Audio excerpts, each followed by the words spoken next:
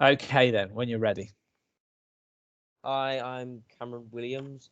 This is my pitch that I've named Lone Wolf. So basically, the sort of genre for my sort of game is sci-fi sort of slash horror because of I kind of have more sort of experience with playing those types of games.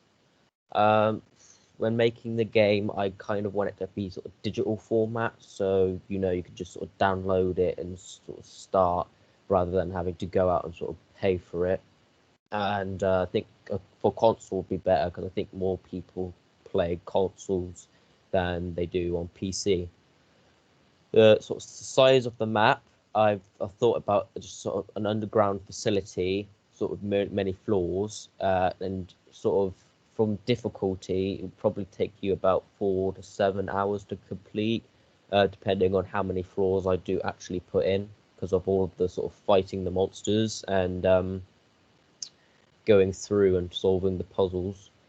So yeah, so you're fighting the monsters, and you're at the beginning of the game. You wake up and you don't know where you are. Um, I'm gonna include sort of sneaking to get past the sort of initial monsters, so you can sort of kill them more easily. And of course, with horror types of games, you've got the dark lighting and sort of the moldy walls to signify abandoned buildings.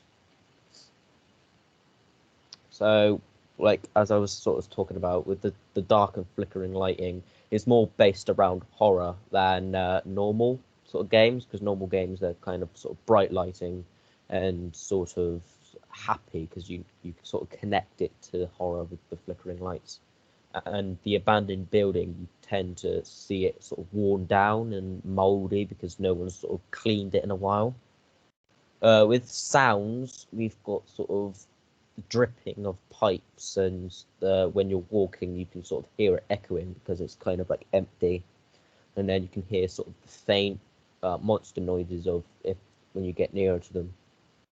Uh, Again, with the fighting of the monsters, you kind of you wake up, you don't know where you are, and then you find sort of like a weapon near you, which leads to my next point about having different weapons which have different stats to help you sort of fight the stronger and harder enemies, like sort of bosses and sort of head crabs kind of thing.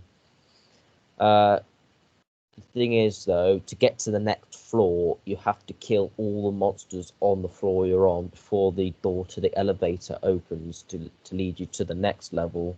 So the more monsters there are, the longer you spend on that floor to get to the next one to escape. Well, my inspiration for it, I didn't actually tend to think about historic context, but I did use the practitioner Suzuki for the sneak based stuff because he's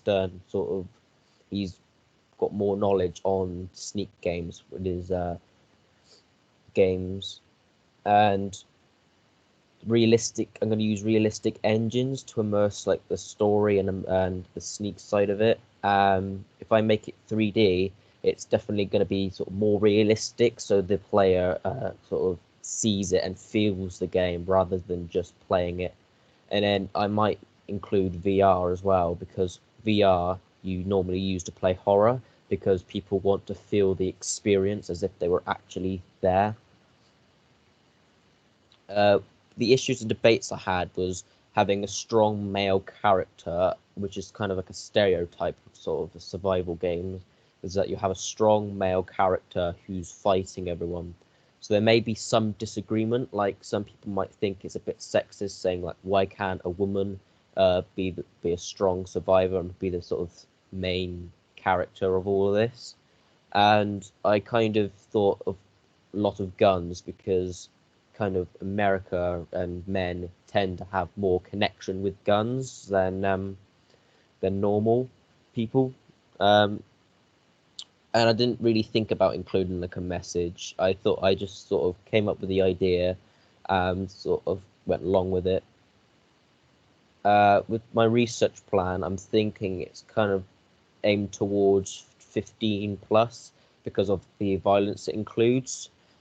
And of course, the different weaponry again includes the violence. So I'm going to aim it at teens because of teens tend to play more sort of violent games to get like adrenaline rushes and sort of to get a sense of what's the word I'm looking for? Action. That's it. Overall, I think I'm gonna sort of include sort of horror music and have a build up. So when like there's when you know there's an enemy, you can sort of get ready to fight the enemy rather than sort of going blind. Um, I think maybe there is a bit too much violence, and of course the stereotypical men as the strong character. Some people may disagree with what I tend to make my game out of. So I'm going to sort of create a tally to collect data on age and see how many people play the sort of certain games. And I might include a bar chart as well to compare interesting traits to see what people of that age prefer to what sort of, say, a younger age might prefer. And so I'm going to come up with a plan and I'm going to try to stick to it so I can spend less time on the easier things so that I can have more time on, say, like the trickier pieces of my work. The resources that I actually have available to me so far is obviously Sketchbook Pro, where I can sort of sketch my concepts out and get a grasp of what I actually want to sort of make. So I'm going to have to do the Sketchbook Pro on my PC and my graphics tablet, so it's easier sort of to draw. When drawing, I'm going to sort of include the walk on the concrete floor. So like the textures, I'm going to include concrete textures and the wooden crates of like where you can have the weapons. Of course, with abandoned buildings, I'm going to include sort of cracks in the walls to make it like look like that no one's trying to keep it clean and fixed to make it more look like an abandoned building. So the skills that I think I might actually gain from this is the confidence to actually talk to and explain my ideas, and my artwork may improve as well with the shading, so I can picture where the light's coming from and where the light's going to bounce off. And to progress, I'm thinking about sort of making the concept art and sort of say, for example, if someone asked me to like draw sort of original characters, I'll be able to make that concept art because of the skills that I have learned from this. For future progression, being a game designer, because I have learnt the skills so far to actually progress onto game design so that I can focus on more of the game design part than I can the art, because obviously I've already learnt those skills at the moment. However, I don't have access to like sort of 3ds Max, so creating the initial idea in sort of scale and to actually fully view it, I won't be able to do because I don't have the access to the software. And sometimes can't stick to the plan, and I end up sort of wasting time and doing things last minute, which obviously means I end up rushing, and my overall product isn't as good as I want it to be. That's kind of like the end of my thing. But like for overall story, I'm thinking about you're a guy who wakes up initially on the first floor and you don't know where you're going, and of course the opening scene is you waking up and then going over to this sort of like person and you're asking, hey, sort of what's wrong with you, because he's kind of because of the guys in the spotlight of this one flickering light, or you're in the darkness, and you as the closer you get, you start to get more scared as you don't know, you can't see his face until he turns round and he starts running at you, in which you grab sort of like a rusty pipe and sort of like manage to kill the monster. Okay, thank you very much, Cameron. So what I would like to know first of all is you've got a very thank you very we've got a very good clear idea of certainly the initial phase, the opening stage narrative, and I've got a strong sense of what direction you want to take it in. I didn't hear much about the inspiration in terms of, I know you talked about your affinity with science fiction horror. What examples would you reference for the creation of this project? Like, what franchises So inspire it directly? I'd say it's kind of Assassin's Creed and a game called Dishonored, because they're mostly sort of sneak based to Mhm. actually go and kill your enemies and to remain undetected, so you can Okay. have as less sort of, because obviously if you run into battle, then the enemies would end up calling more enemies and they end up surrounding you. Whereas if you go into sneak, you can kill enemies off one by one without drawing too much attention. Yeah. Yeah. So that Assassin's Creed and Dishonored for the stealth side. What about for the direct science fiction and horror side? What's inspiring it from that point of view? I've always sort of liked Mass Effect and how sort of detailed and how original their ideas were towards Mhm. sort of alien and futuristic kind of places and concepts. Okay. Have you referenced these already in your research? So far I haven't done. I've tried to do my research, and so far I've come up with sort of a basic idea, but I haven't put it onto my Wix yet. So Okay. I've still got to do that. So I think some deconstructive analysis of what it is from these games in franchises that inspire you directly. Games like Dead Space and Alien, Alien Isolation and things like that. Have you played those, or are they something that you're familiar with? Yes, I've played Dead Space and Crisis. I think those are sort of the main Alien ones that I've played, but I Okay. haven't played them recently. I played them quite a while ago. So And from your description and even the point where you directly reference the type of enemy category as a head crab, does that mean Fallout? Not Fallout. Half-Life plays a big part in this inspiration. Um, well, I haven't played the game itself, but I have seen sort of concepts and heard about head crabs and how they sort of take over the mind. Yeah. So my idea about head crabs. I'm going to sort of change it to make it original. So they Yeah. don't actually kill the host. They actually sort of take over the host and just control them directly. So Okay. I'm thinking about, if you come across one of these head crabs, you've got to try and kill the crab off of the person without actually killing the person, because they're still kind of innocent. And so Right. if you do kill the sort of innocent person, you end up sort of losing points. Okay. Okay, that's interesting. I think all of these things need to be tied down a little bit from a research point of view, because there's lots and lots of direct points of reference that you can draw from for Yeah. this. So that should really be inspired, or should be demonstrated in your research. I would want to drill down a little bit more in terms of your outcome. What is it you're planning to produce as an example that shows off this design idea and this concept? What are you making? Basically, I'm gonna draw sort of like a long sort of corridor, with sort of one sort of light, maybe sort of just a enemy in that sort of flickering light.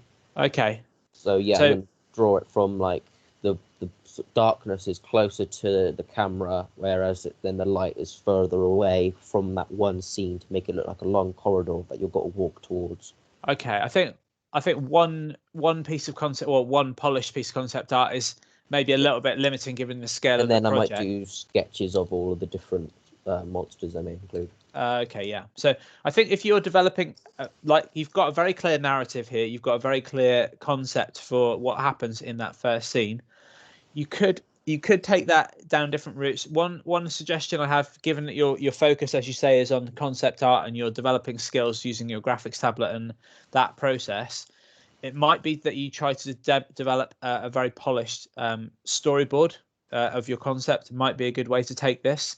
Okay. With this detail in there, including shading and things like that. So you can present storyboards in a more detailed way. So that might be one way.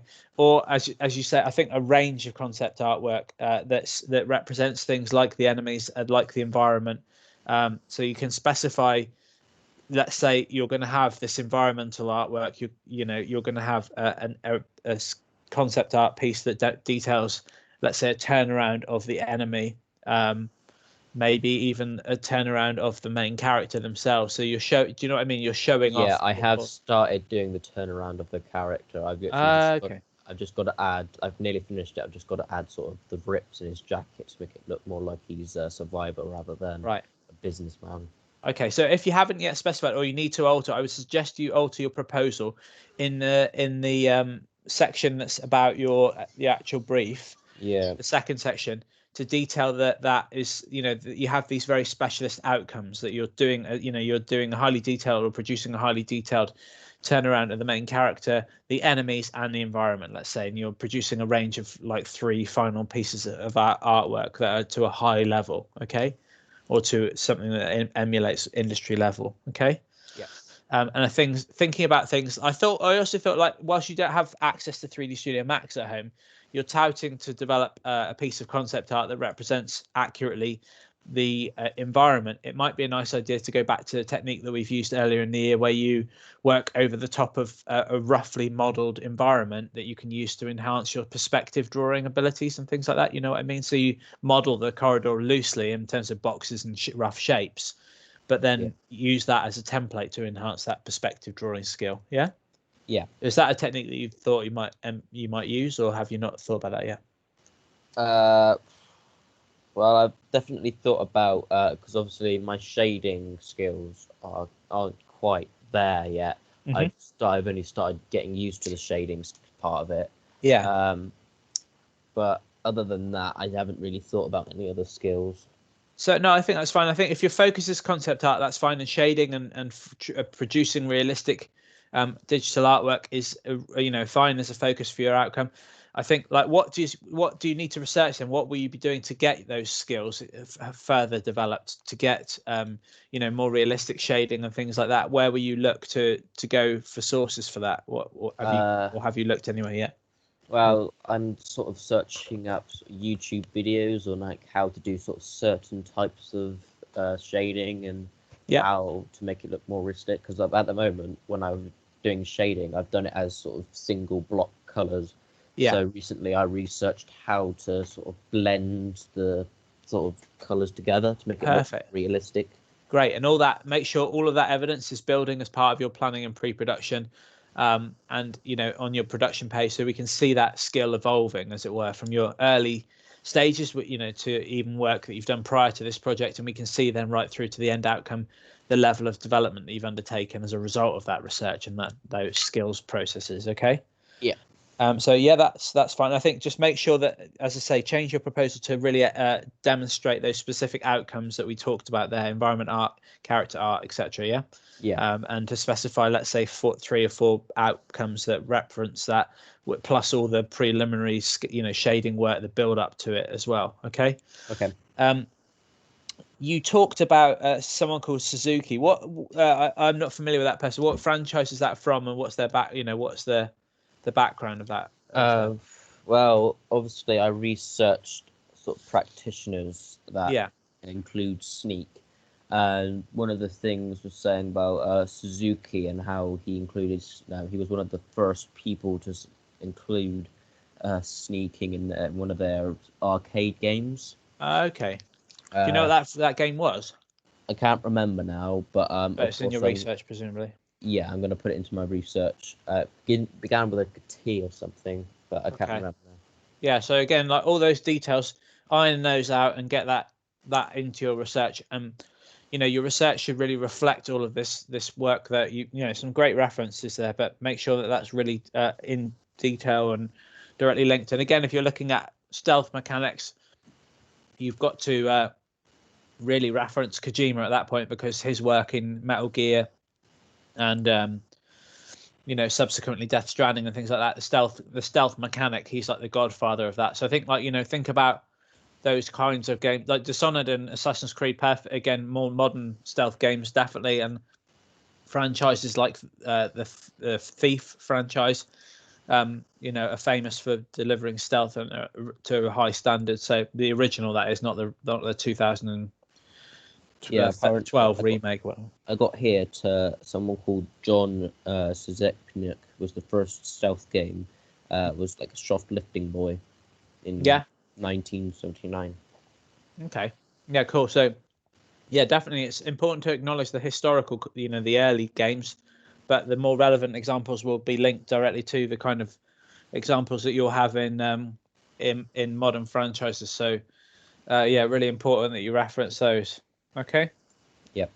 Perfect. All right then, Cameron, we'll leave it there. I'm going to stop recording unless you have any further questions.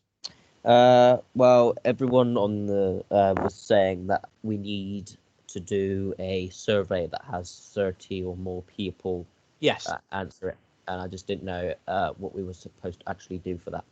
So again, the survey that you talked about, you alluded to in your research plan, is great, but you need to try and get it out to as wide an audience as possible. We try to say at least 30 because anything less than that tends to be just people in the classroom.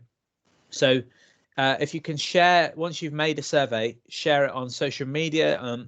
If you've got a Discord forum going for where you can connect to people that are directly linked to this stealth genre, this science fiction horror / stealth genre, you're going to get better or more useful feedback than if you just put it out to people that you know. So try and directly target audiences who are going to be relevant to your feedback.